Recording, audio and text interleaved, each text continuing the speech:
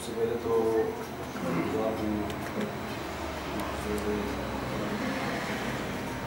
اسلم سہر صاحب کا ڈائریکٹلی انہوں نے دعوت نامہ بھیجا اور پروگرام میں توفیق بخشی شکر گزار ہوں. اور یہاں پر معزز ہمارے ادبی سیاسی اور مختلف شعبہ زندگی سے تعلق رکھنے والے افراد ہیں. آپ سب کو سلامت رکھے. مملکت خداداد پاکستان کو آزادی کی نعمت سے بھرپور استفادہ کرتے ہوئے اسے استقلال میں بدلنے کی توفیق ہے. بہت ساری باتیں ہو سکتی اور یہاں پہ ہونی چاہیے. انتہائی اختصار کے ساتھ چند طالب علمانہ انالیز عرض کروں گا. اولاً اس سے پہلے بھی عرض کیا بعض معزز مہمان گرامی نے انسان کی تربیت میں بہت سارے فیکٹرز ہیں. از جملہ ایک فیکٹر عامل کے طور پر وہ ہسٹری و تاریخ ہے. اور پاکستان کی قومی تربیت کے لیے ہماری ہسٹری جو اسٹرگل ہمارے بزرگوں نے کی پاکستان کو حاصل کرنے کے لیے وہ بھی نظریاتی سطح پر نہ یہ کہ چند دنیاوی ظاہری سطحی طور کے معاملات کو نپٹانے کے لیے انہوں نے قیام کیا ہو بلکہ مضبوط آئیڈیولوجیکل فاؤنڈیشن علامہ اقبال نے فراہم کی اور اس فاؤنڈیشن پر قائد اعظم کارمند رہے اور قوم نے بھی اس راہبر کا ساتھ دیا. مضبوط مخلص شجاع لیڈرشپ مضبوط گراؤنڈ ریالٹیز پر مبنی آئیڈیالوجی جو نہ صرف مسائل کی نشاندہی کرتی تھی بلکہ رائے حل اور سلوشن بھی دیتی تھی پریکٹیکل.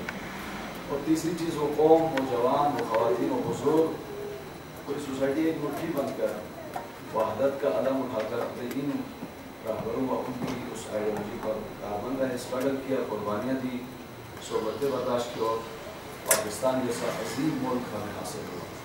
ہمیں اس ہسٹری کی طرف توجہ کرنے کی ضرورت ہے. افسوس آج ہمارے اسکولوں میں یا تو یہ ہسٹری ایک فرعی آپشنل سبجیکٹ کے طور پر پڑھایا جاتا ہے, ساری توجہ فزکس ہو کیمسٹری ہو بایولوجی میں لگائی گئی ہے, جبکہ یہ ہماری قومی غیرت, شجاعت, دشمن شناسی اور اپنے پوٹینشلز کیا ہیں ان کی طرف اپنی نوجوان نسل کی توجہ مبذول کرانے کے لیے یہ ہسٹری ہمارے اسکولس میں, یونیورسٹیز, کالجز میں جس طرح حق ہے اس انداز میں زندہ ہونے کی ضرورت ہے. سطحی طور پر ہسٹری پڑھانا یہ پاکستان کے ساتھ بہت بڑی خیانت ہے, جس کی وجہ سے آنے والی ہماری نئی نسل کے اندر پاکستان کی اس عظیم ہسٹری و تاریخی ورثے سے بہت بڑا فاصلہ ملتا ہے. اور جس کے نتیجے میں جو ایک اہم جنگ آج دشمن جہاں پاکستان میں ہائیبریڈ وار کہا جاتا ہے, رہبر معظم فرماتے ہیں سافٹ وار. سافٹ وار میں دشمن آج بازی لے جا رہا ہے.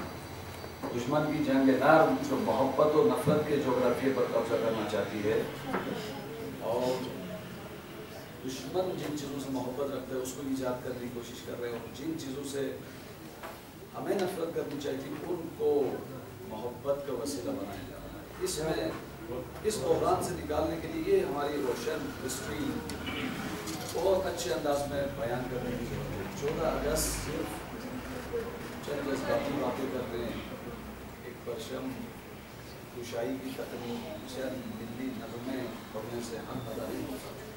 یہ تو بہت پرائمری لیول کی حب الوطنی کے نمونے ہیں, جبکہ آج ہمیں اس سے بڑھ کر 14 اگست کے دن کو اہتمام کے ساتھ منانے اور اس کا حق ادا کرنے کی ضرورت ہے. چونکہ آج جو چیلنجز ہیں سیاسی, اقتصادی, تعلیمی, اجتماعی اور مذہبی میں, وہ وہی چیلنجز ہیں جو آج سے 75 سال پہلے تھے.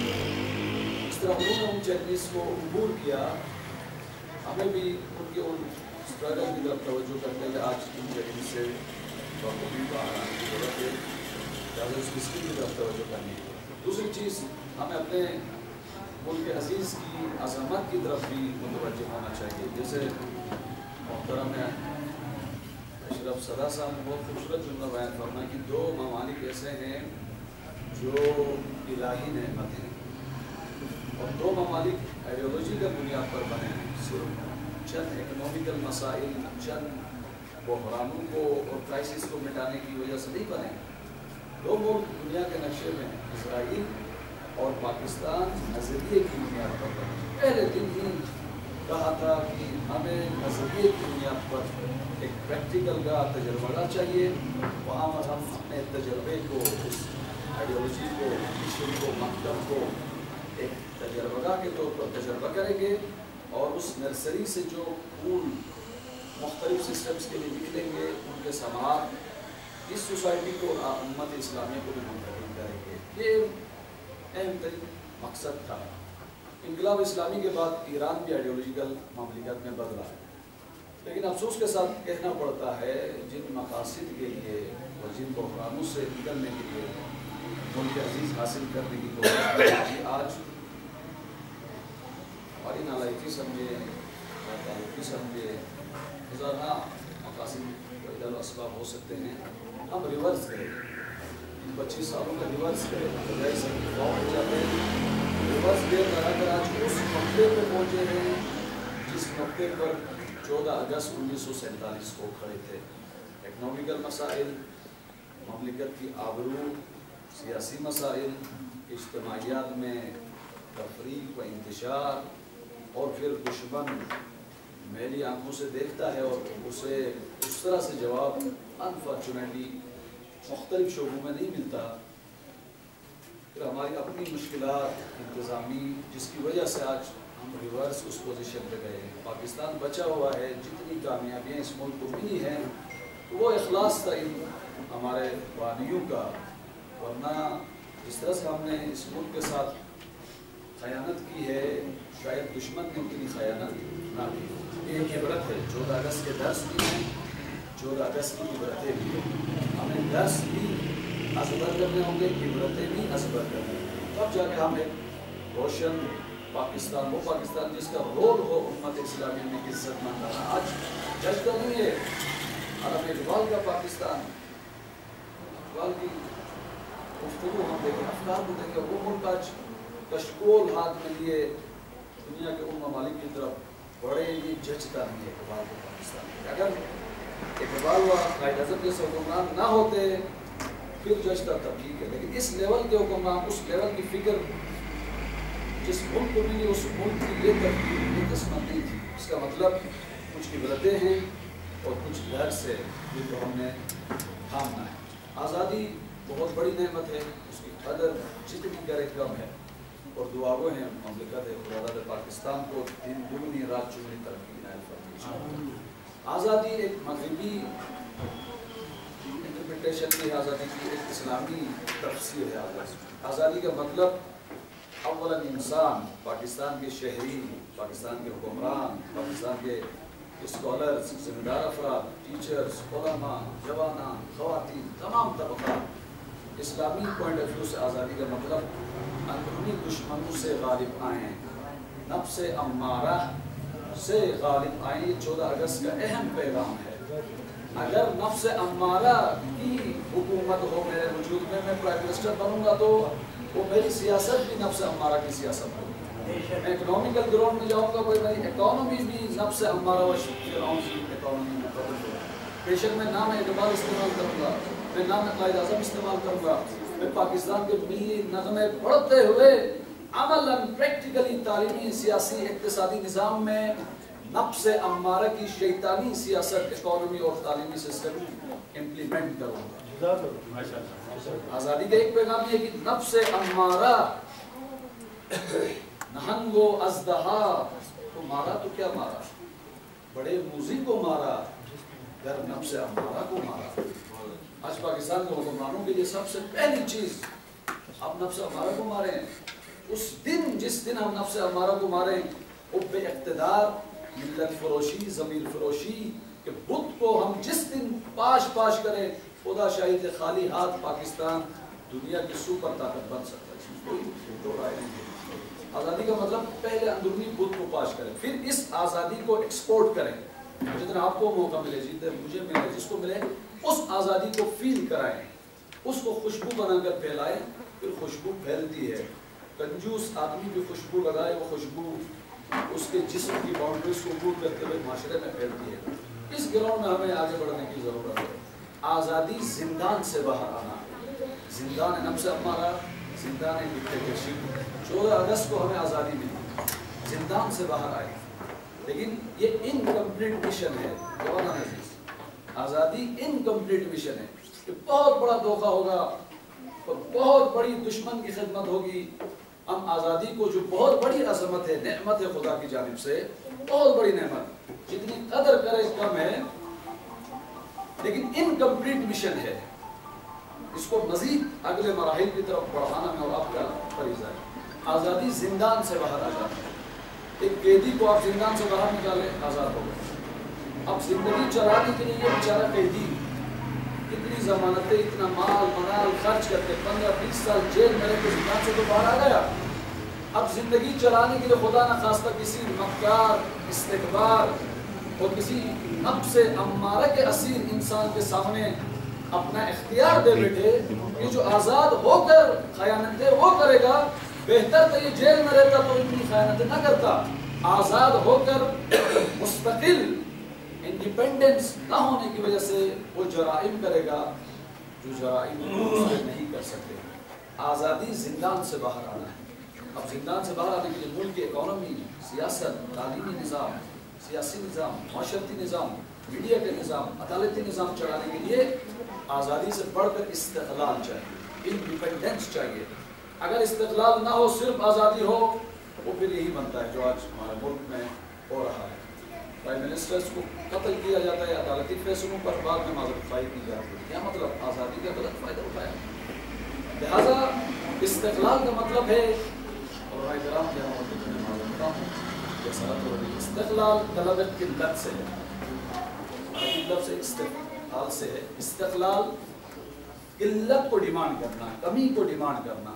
استقلال کا مطلب وہ ممالک، وہ پاورز، وہ افکار، وہ طبقات، وہ مافیائی سسٹمز جو ناجائز طریقے سے کبھی ڈرا کر، دھمکا کر، مجبوریوں سے فائدہ اٹھا کر، بلیک میل کر کے، میڈیا کی طاقت، فوجی طاقت یوز کر کے، لوبنگ کر کے کسی بھی ملک پر اپنا اختیار، اپنی فکر، اپنی منطق، اپنی بات منوا کر اس سے کوئی پولیٹیکل، اکنامیکل، سیاسی، اقتصادی، میڈیا پہ ان کی مرضی کے مطابق کوئی فیصلہ کروائیں، اس کی کمی کو طلب کرنا. وہ ممالک جو دشمنی چاہتے ہیں ہم سے، وہ ممالک جو للچائی ہوئی استقبالی نگاہوں سے لوٹنا چاہتے ہیں ہماری برین پاور کو، علمی پاور کو، اکنامیکل پاور کو، عسکری طاقت کو لوٹ کر ہماری فوج کو کرائے کی فوج میں بدلنا چاہتے ہیں. ان طاقتوں کی قلت کو طلب کرنا اور اس لیول پہ لانا کہ یہ ممالک منہ بھی نہ کھول سکیں، ڈکٹیشن نہ دے سکیں.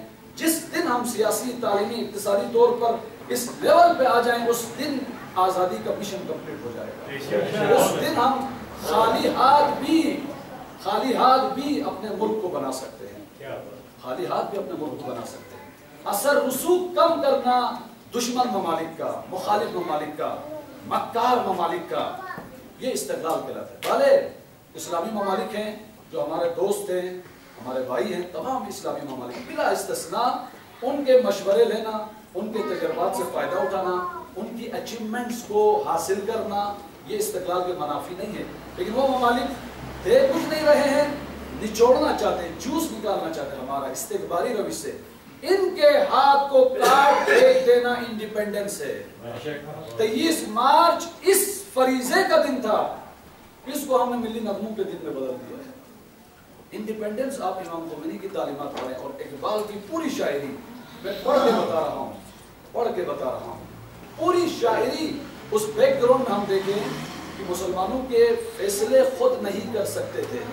استقلال اقبال نے دیا، آزادی کے در سے زیادہ استقلال کر دیا.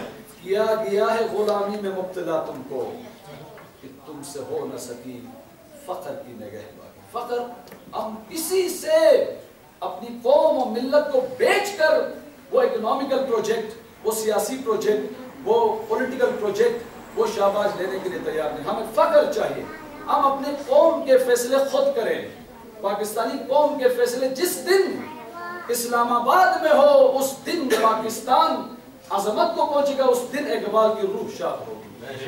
انفارچونیٹلی حکومتیں بدلتی ہے, چہرے بدلتے ہیں, ہمیں تھوڑا گہرائی سے آنا ہوگا. یہاں تعصبات کا اور پارٹی اینک سے تھوڑا نکلنا ہوگا.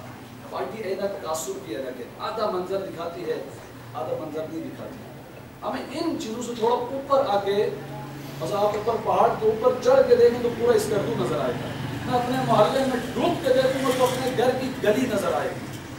ہم اوپر نہیں آئے ابھی تک مینٹلی. یہ ہمارا تعلیمی نظام اور میڈیا نظام کی ذمہ داری تھی جو ہمیں اوپر لائے, نہیں لا سکتی, جس کی وجہ سے آزادی ہمیں نہیں ملی, آزادی کو نہیں بچا سکے. آزادی کو استقلال نہ ملے وہ آزادی غلامی میں بدل جاتی ہے, وہ آزادی عذاب میں بدل جاتی ہے, وہ آزادی نفرتوں میں بدل جاتی ہے, وہ آزادی کرپشن کے قبرستان میں بدل جاتی ہے. لہذا آزادی کے ساتھ استقلال اس بات کی ضرورت ہے. میں چند اشعار بغیر کسی تفسیر کے بیان کروں گا. اقبال کے امام حسین علیہ السلام کے ساتھ اور محرم الحرام میں پاکستان ہمیں ملا.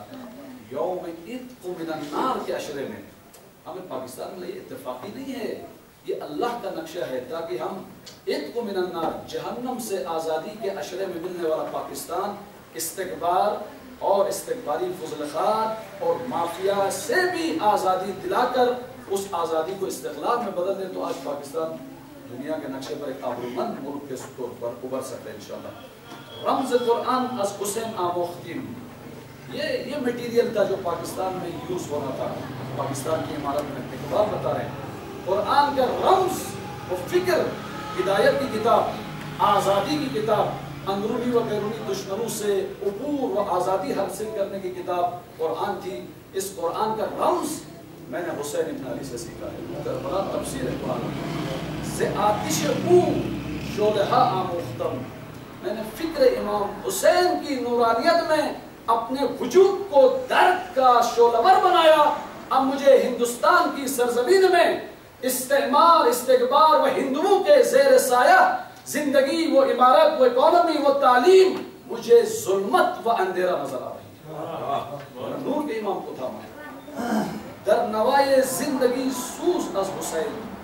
زندگی کی رنگینیوں میں نے درد, ایثار, فداکاری, قربانی, مملکت کو عزت کا منارہ بنایا.